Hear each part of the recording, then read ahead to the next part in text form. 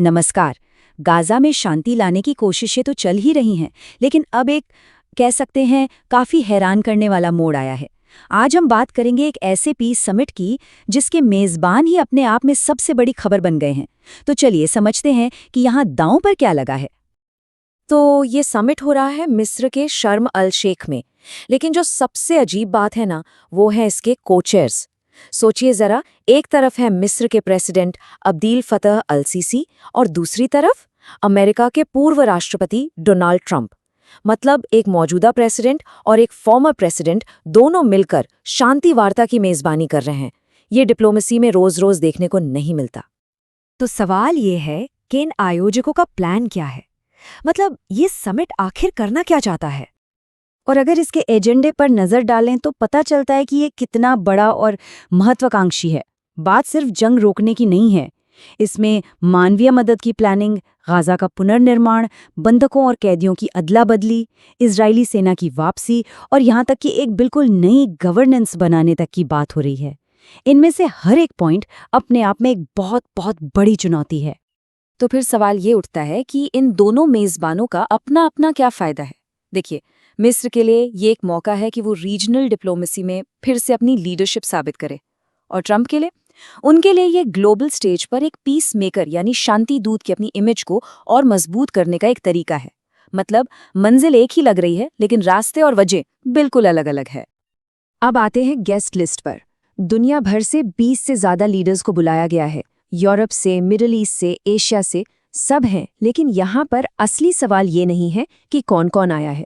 असली सवाल ये है कौन नहीं आया।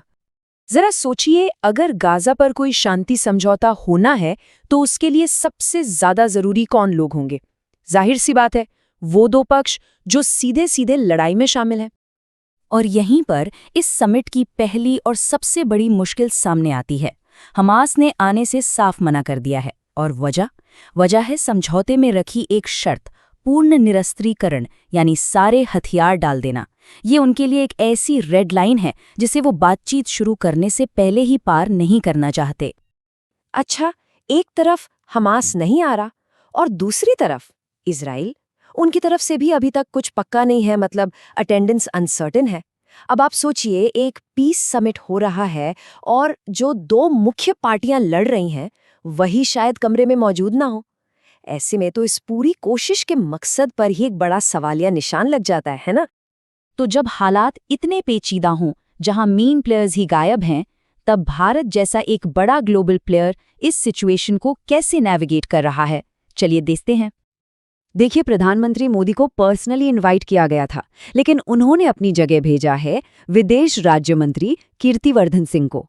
अब डिप्लोमेसी में ना हर छोटे से छोटे एक्शन का एक बड़ा मतलब होता है, तो एक जूनियर मिनिस्टर को भेजना ये क्या सिग्नल देता है? असल में ये एक बहुत ही सोची समझी डिप्लोमैटिक स्ट्रैटेजी है।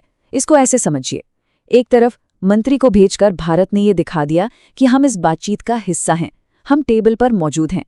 लेकिन एक जूनियर मिनिस्टर को भेजकर ये भी साफ कर दिया कि हम बहुत ज्यादा कमिटमेंट भी नहीं कर रहे और ना ही किसी एक तरफ झुक रहे हैं। ये अमेरिका, इजराइल और अरब देशों सबके साथ अपने रिश्तों में एक बैलेंस बनाने की कोशिश है। साथ ही ये भी दिखाना है कि हम शांति चाहते हैं। अब बात करते हैं आगे के रास्ते की, जो साफ तौर पर बहुत अनिश्चित हैं।